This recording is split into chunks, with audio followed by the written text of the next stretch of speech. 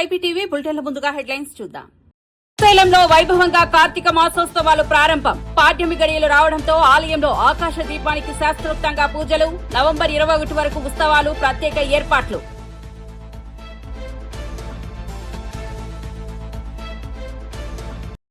Trump Deepavali వేడుకతో భారతీయులకు శుభాకాంక్షలు. White house ఆవరణలో దీపాలు వెలిగించి భారతీయ సంస్కృతికి గౌరవం.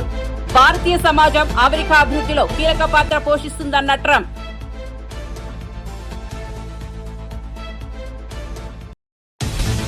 నెల్లూరులో భారీ వర్షాలు, వాగులు ఉప్పొంగాయి. బ్రిడ్జి రహదారులకు వరద నీరు నిలవడంతో భద్రతా హెచ్చరిక. అధికారులు ప్రజలను ఇళ్లలోనే ఉండామని అప్పీలు చేయగా ప్రజా ఆందోళన.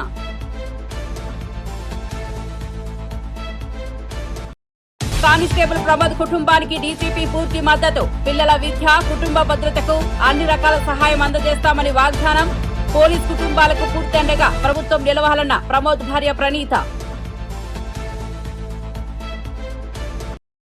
ఇక వార్త వివరాల్లోకి వెళ్తే శ్రీశైల మహాక్షేత్రంలో కార్తీక మాసోత్సవాలు భక్తి శ్రద్దల మధ్య ఘనంగా ప్రారంభమయ్యాయి. పాడ్యమి గడియలు రావడంతో ఆలయంలో ఆకాశ దీపానికి శాస్త్రోక్తంగా పూజలు నిర్వహించారు. దేవస్థానం ఈవో ఎం శ్రీనివాసరావు దంపతులు, అర్చకులు ఆలయ ప్రాంగణంలో ఆకాశ దీపంలో నూలు ఒత్తులు అమర్చి నెయ్యి వేశారు. సంప్రదాయబద్దంగా ఆకాశ దీపాన్ని స్వామివారి ఆలయ ప్రధాన ధ్వజస్తంభంపై నెలకొల్పారు. కార్తీక మాసం ఆధ్యాత్మికతకు ప్రతీకగా పరిగణిస్తారు. భక్తులు దీపదహనాలు చేస్తూ స్వామివారిని దర్శించుకున్నారు. శ్రీశైలంలో ప్రతి సంవత్సరం నిర్వహించే ఈ ఉత్సవాలు నవంబర్ 21 వరకు కొనసాగనున్నాయి.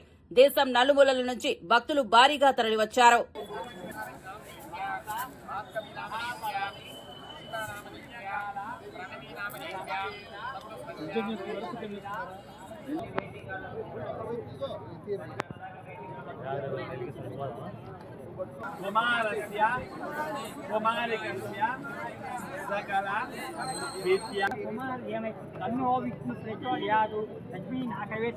లక్ష్మీనారాయణాభ్యా నమః. సువర్ణ మంత్ర పుష్పం సమర్పయామి. 2 అక్షతల పట్టు. అన్యథా శరణాగత రక్షమ రక్ష రక్ష జనార్దన. అమ్మాను ముందు కూడా.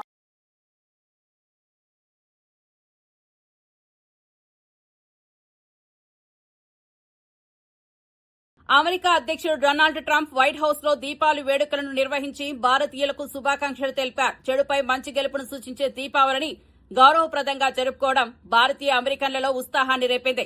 వైట్ హౌస్ ఆవరణలో దీపాలు వెలిగించి భారతీయ సంస్కృతికి గౌరవం ఇచ్చారు.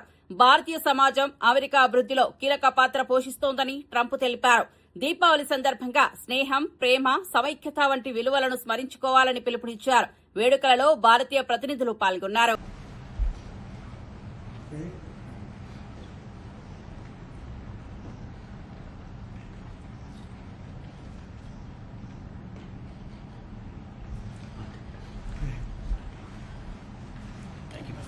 Thank you all. Thank you.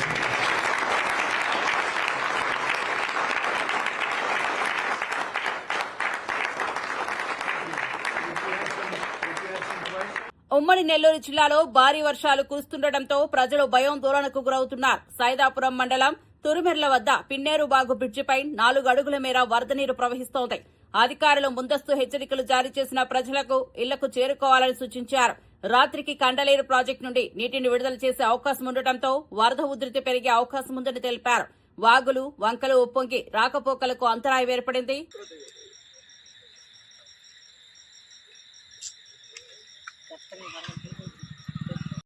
చాలా పెరిగాయి నీళ్ళ చాలా మునిగిపోతుంది.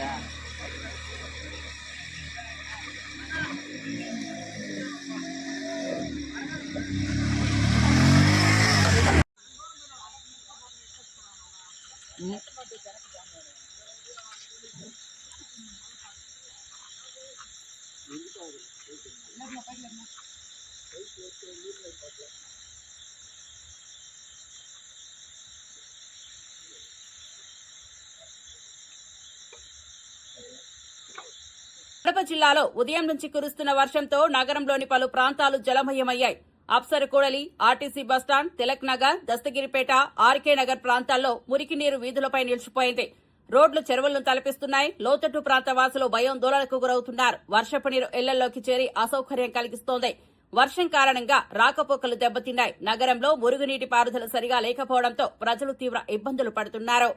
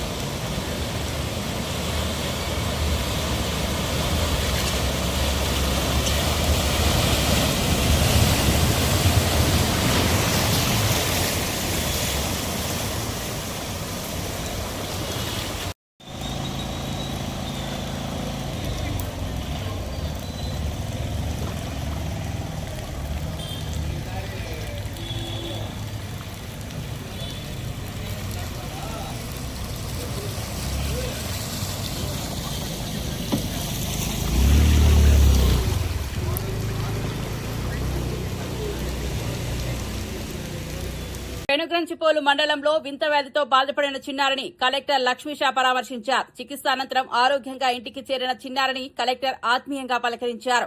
చిన్నారి తల్లిదండ్రులతో మాట్లాడి ధైర్యం చెప్పారు. వ్యాధులపై అపోహలు నమ్మవద్దని, పరిసరాలను శుభ్రంగా ఉంచుకోవాలని సూచించారు. ప్రజారోగ్య సమస్యలను తెలుసుకుంటూ స్థానిక అధికారులతో సమీక్షా సమావేశం నిర్వహించారు.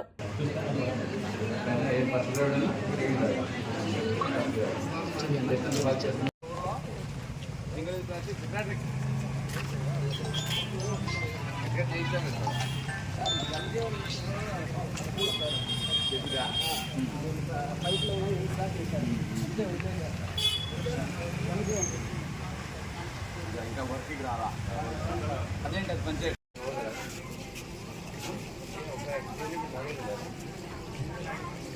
ఇట్లున్నాయి జరుగుందా చూపించారు ఆల్రెడీ చూపించాలి ఎప్పటి నుంచి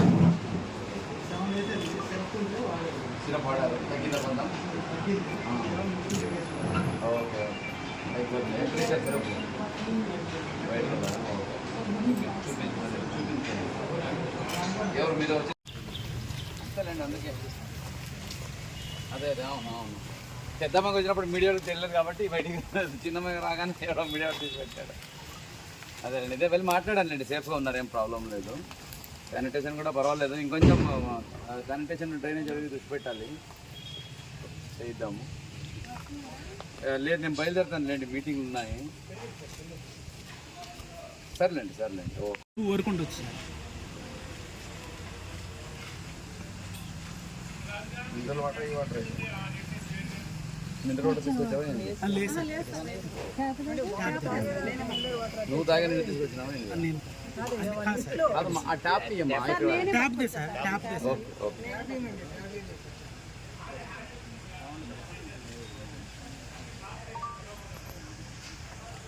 టీడీపీ నేత అనిత బీజేపీ టీడీపీ కూటమిపై రాజకీయ వర్గాలు చేస్తున్న వ్యాఖ్యలను తీవ్రంగా ఖండించారు. రిపోర్టర్ అడిగిన ప్రశ్నకు స్పందిస్తూ రాజ్యాంగం ప్రకారం డిప్యూటీ సీఎం అనే పదవి అధికారిక పదవి కాదని స్పష్టం చేశారు. అలాంటిది డీజీపీని నివేదిక కోరడం రాజకీయ ప్రేరణతో చేసిన చర్య అని అన్నారు. మా కుటుంబంలో చిచ్చు పెట్టే ప్రయత్నాలు విఫలమవుతున్నాయని, ప్రజలు వాటిని నమ్మరని వ్యాఖ్యానించారు. ఎన్డీఏ బలమైన కూటమి అని, ప్రజల మద్దతుతో ముందుకు సాగుతోందని చెప్పారు. తప్పుడు ప్రచారాలు చేసి రాజకీయ లబ్ధి పొందే ప్రయత్నం చేసుకున్న వారిని ప్రజలు తిప్పి కొడతారని హెచ్చరించారు. వేరే శాఖ వాళ్ళు వస్తారు, అమ్మాయి ఇలా అన్యాయం జరిగింది అంటారు. నేను కన్సర్న్ మినిస్టర్ చెప్తానా చెప్పనా? లేకపోతే కన్సర్న్ మినిస్టర్ తాలూకా ఓఎస్డీకో లేకపోతే సిఎస్ ఎవరో ఒకరికి మేము ప్రిన్సిపల్ సెక్రటరీకి చెప్తామా చెప్పమా? ప్రతిదాన్ని భూతద్దంలో చూడకండి. అది విత్ కోఆర్డినేషన్ జరుగుతుంది.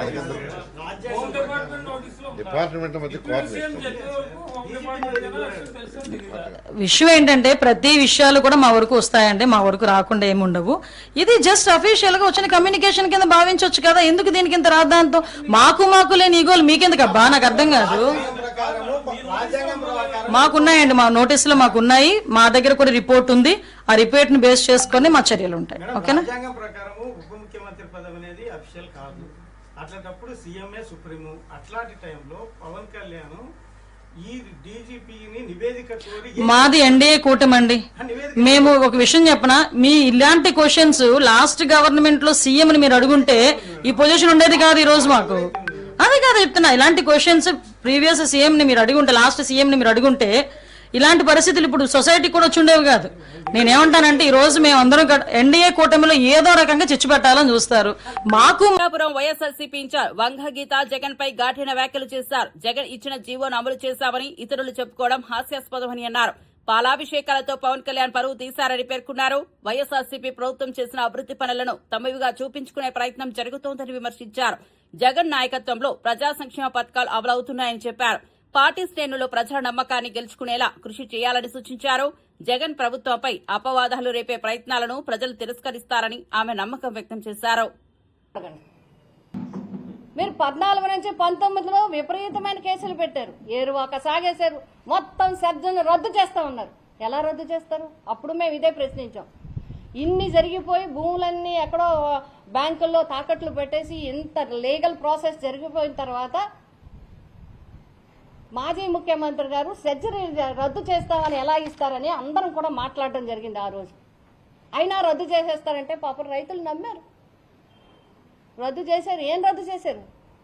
తీసుకొచ్చి ఈ ఎవరైతే పోరాట కమిటీ ఉన్నారో ఆ పోరాట కమిటీని పక్కన పెట్టి వాళ్ళకు కావలసిన కమిటీ వేసుకొని ఆ కమిటీ ద్వారా 3 లక్షలు 5 లక్షలు కింద 9 లక్షలు ఇవ్వడానికి ఏదో మొత్తం చేసి ఈ పోరాటం మాకు అదొద్దు అన్న వాళ్ళ మీద కేసులు పెట్టి సెంట్రల్ జైల్లో పెట్టారు.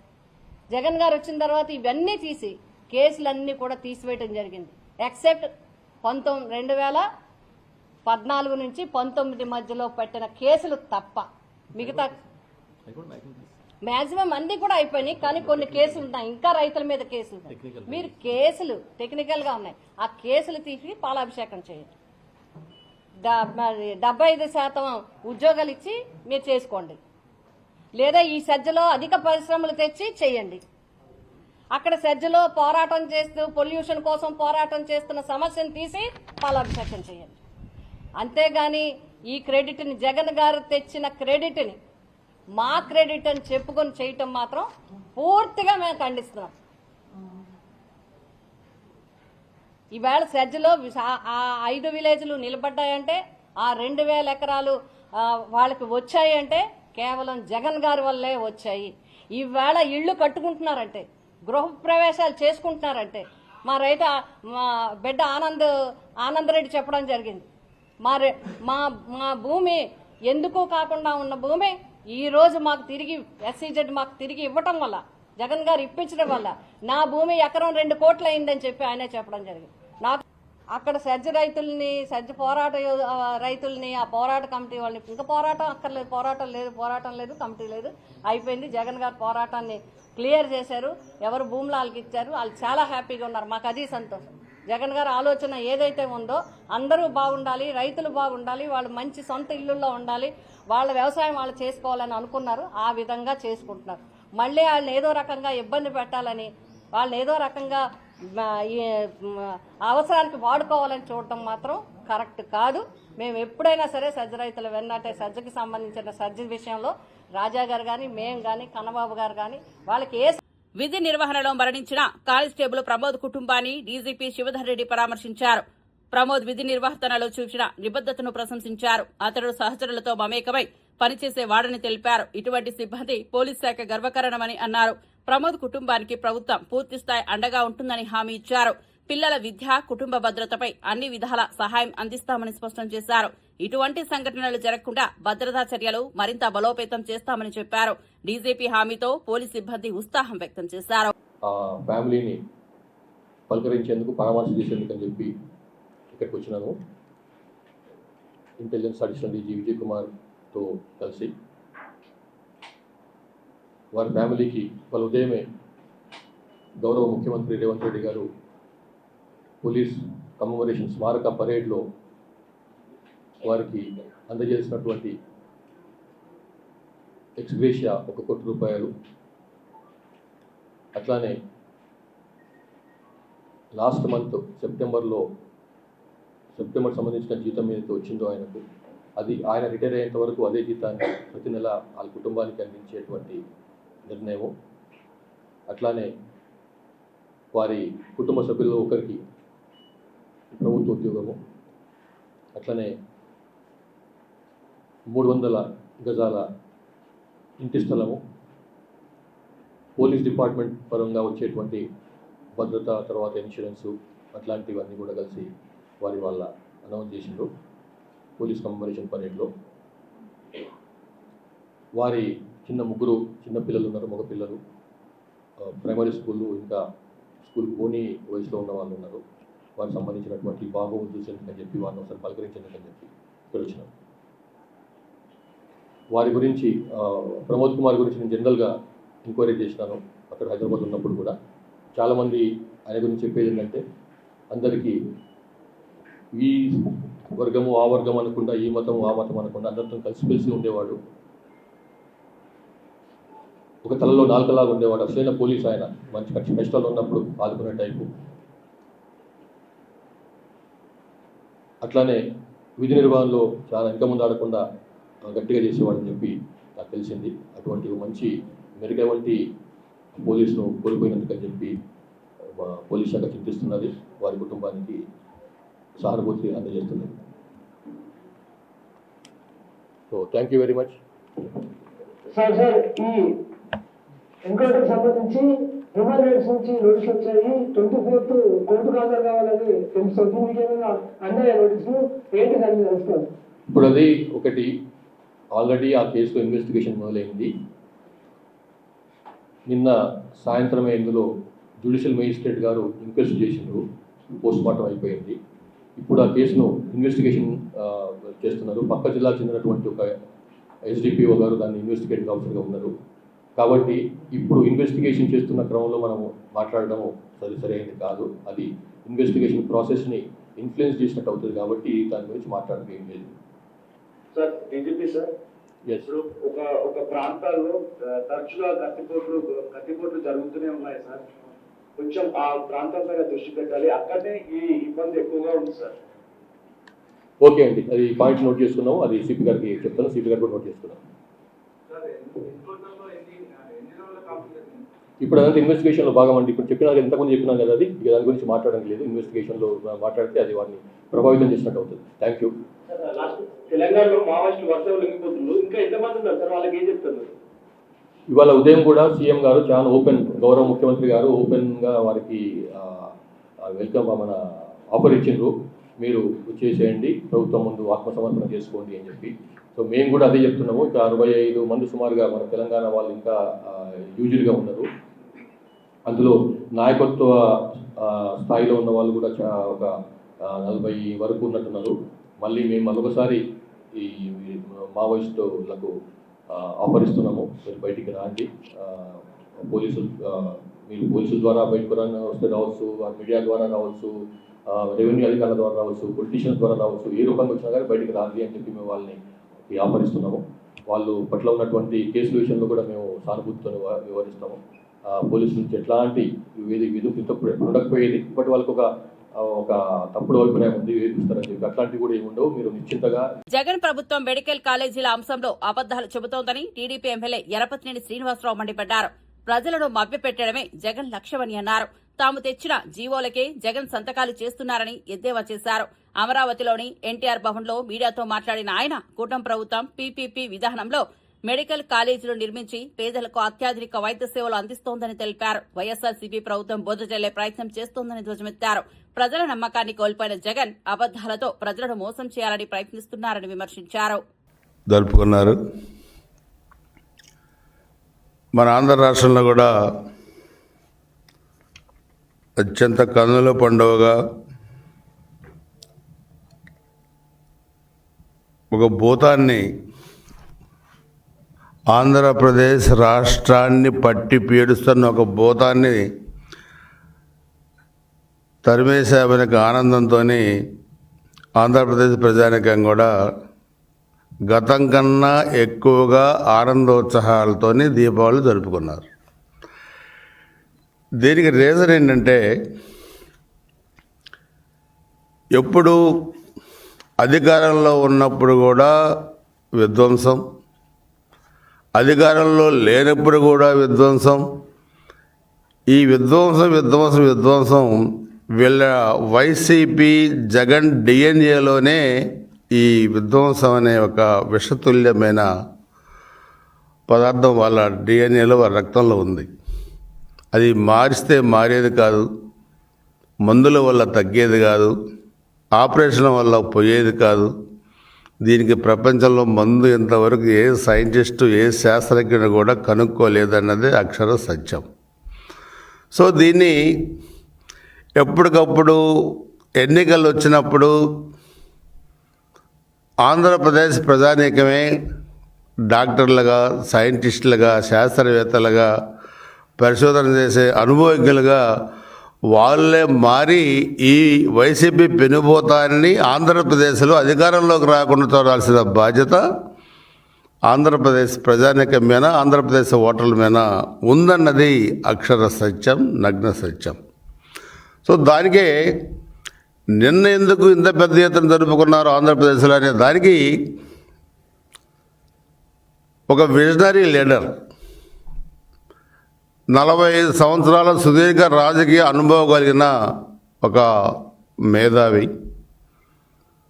హైదరాబాద్ని ఈరోజు ఐటీ హబ్గా మార్చగలిగిన ప్రపంచం మొత్తం కూడా ఈరోజు అభినందించే మన రాష్ట్ర ముఖ్యమంత్రి వర్యులు చంద్రబాబు నాయుడు గారు మరలా ఆంధ్రప్రదేశ్ని కూడా ఇంకొక హైదరాబాద్ కన్నా ఇంకా మంచి స్థాయిలో ఉంచాలని చెప్పి 2024లో ఎన్డీఏ ప్రభుత్వం అధికారంలోకి వచ్చిన తర్వాత అనేక పరిశ్రమలు, అనేక ఐటీ కంపెనీలు గౌరవ నారా లోకేష్ గారు, విద్యాశాఖ మంత్రులు మరియు ఐటీ మినిస్టర్ గారు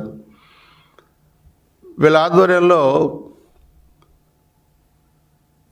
ఇండిపెండెన్స్ వచ్చిన తర్వాత భారతదేశంలో ఏ రాష్ట్రం సాధించలేని ఒక భారీ ఇన్వెస్ట్మెంట్ అనొచ్చు దాన్ని, లేకపోతే లక్షల మందికి, కోట్లాది మందికి ఉపయోగపడే ఓ ప్రాజెక్ట్ అనొచ్చు.